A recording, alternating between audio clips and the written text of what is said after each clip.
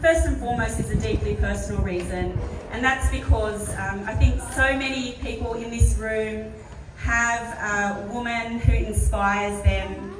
They know of someone who is just remarkable, but wasn't able to reach their full potential because of the circumstances in which they grew up in. And for me, that's my mum and my grandmother. They are remarkable women, so brilliant, so capable, incredibly street smart. But because of the circumstances in which they were raised, they didn't get to live up to their full potential. So my grandmother was a widower and a single mother of 8. She moved countries twice, first China to Laos, then Laos to Australia. And through the course of her life, she didn't really get to make many choices. That my own mother made, who worked incredibly long hours in factory jobs and again didn't get to choose a career, and she had to do that to survive. But I'm grateful to both of them, and it's because of them that I am now standing in front of you as the federal member for this area. They've inspired me. They've created this remarkable community around us, and so tonight I really wanted to, one, thank my mum and my grandmother for everything they've done for me, but to celebrate these remarkable women and all the remarkable women that we have in the audience tonight. And included in that is one of the most remarkable women who I am so thrilled, still floored by the fact that I can call her a colleague, because to me she continues to be an inspiration. And Senator Penny Wong, who we of course know is the best foreign minister we've ever had. Traditional owners, the Wongal people of the Eora Nation, and pay my respects to elders past, present and emerging, and to recommit to the implementation of the Uluru Statement from the Heart in full, including recognition through a voice to the Parliament. But I first want to thank Sally SITOU. Sally is very generous in what she said about me, but I do want to share with you how moved I was to watch her first speech. I remember sitting there in the chamber. I'm a senator, so we have to sit on the side. And I thought to myself, I've waited 20 years to see someone who I identify with this much. Someone like me, and I don't mean that in an ownership way. I mean in terms of her experience of migration, family's migration, and being Asian Australian, and being in the Labor Party. And she also talked about her grandmother, and in my first speech I talked about my pawpaw grandmother, and how she had kept our family, my father, alive after World War II in Sandakan, in Malaysia, and how most of the family had died, but he and his brother didn't. And that's why I'm here today, and her toughness ensured I was able to do what I can do. So my point about Sally is that for me that was a really moving and profoundly important moment. And I don't want to put pressure on her, but because of what it said about her and her capacity, but also what it said about us as a community, as a Labor Party. It was a wonderful moment. I'm really so happy to be with you here. The point Sally makes, and I would make again, is that we do stand on the shoulders of giants. And whether those giants are women in our own families or women who've gone before in other ways, it is those women who have enabled us to be who we are today. So if you would bear with me, because I always think it's good to remember where we came from. I'm just going to very quickly skip through some important reminders as a Labor woman about our history. So in the 1940s, many women in the Labor movement and beyond put us on the path to equality. You had a woman called Jessie Street, who's well known, was a feminist.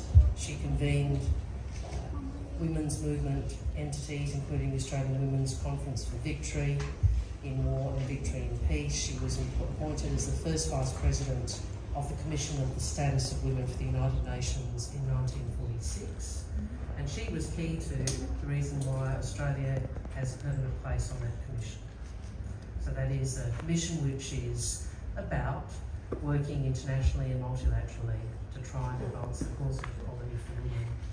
Of course, we saw the Whitlam government in the 1970s that led on a range of progressive reforms, had the first women's advisor to a head of government on women's issues, a woman called Elizabeth Reed, introduced a range of measures improving women's rights. In the 1980s, we saw the Hawke Labor government introduce the Sex Discrimination Act, which made sexual harassment illegal and ensured women had the same access to job services and accommodation as men. They also set up the Affirmative Action Agency and the Women's, being a young, very intense lawyer in Adelaide, and being on this telephone hookup with a young lawyer who I thought was so impressive, called Julia Gillard from Victoria, and a number of other women. We have women in each state. We were all working together to try and change the rules of our parties in our states. And then, from that platform, we then moved to try and change the rules of our party nationally. So that was the sort of tactical way we went about it. And I want to just explain to you why we did that. And I remember having debates at times inside our party and also in the community, and I really had two arguments. I said, first, women at that stage have 27% of the Labor Party's representation in Parliament, less in safe seats, but we have 51% of the party and 50.2% of the population. And I said, well, so either something's stopping us, either we're not as good, no one would actually agree with that. One of the things that I have tried to make a priority is also gender equality. So we've reinstated a target for ensuring that the majority, so 80% of our overseas development assistance address gender equality. The reason we seek to do that is that it's not just equity, it is that. But actually there is a great deal of evidence that demonstrates that greater gender equality leads to better economic and development outcomes. So the reason we try and empower women, we try and ensure we support girls getting to school, while we try and support microfinance for women in the countries which are developing, while we try and support greater women's economic empowerment and support for education. These are all actually not just about the fact that it is right to do this because girls should have the same opportunities as their brothers. It is also for the development of the whole. One of the great privileges as a parliamentarian is you get to meet the most extraordinary Australians. People who, in their different ways, seek to change the community or seek to change the world. So on this day, and in celebration of mothers and women, thank you for trying to change the community and the world for the better. Thank you very much.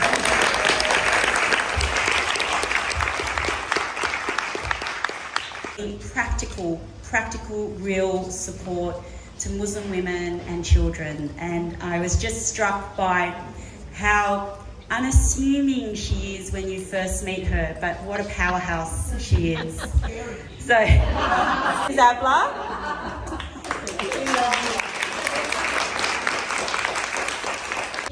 I'm going to call a slashy. That means that she is a member of the Majors Bay Slash. A hugely influential. But I just don't think, in the position that she was, as she was appreciated or properly respected. So I admire her. I also have to say, we've got this foundation over at Concord Hospital, which is the foundation for a bloody great cause. But the only reason Susan Ryan, who's a very impressive Labor Cabinet Minister, introduced the Sex Discrimination Act and was lovely to me as a sort of up-and-coming Labor woman.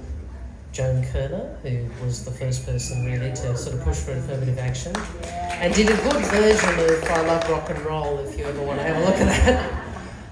And, you know, the risk of sounding like I'm jumping on the bandwagon, I am inspired by Sally and the other women of the next generation of Labor politicians from different, from multicultural backgrounds.